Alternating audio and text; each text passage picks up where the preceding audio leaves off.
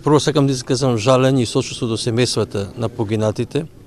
Ние со началникот на Генералштабот отворивме и формиравме комисија која што ќе го разгледа целиот овој случај и ќе превземеме со сите мерки за да еден ваков случај повторно не настане.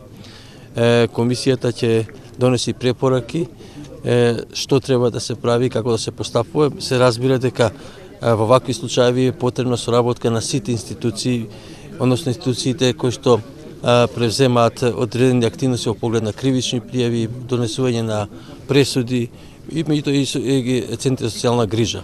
Искажувам длабоко жалење. Ќе превземеме сите мерки да испитаме каде евентуално има недостаток на некои одредени прашања кои го регулираат сето ова прашање.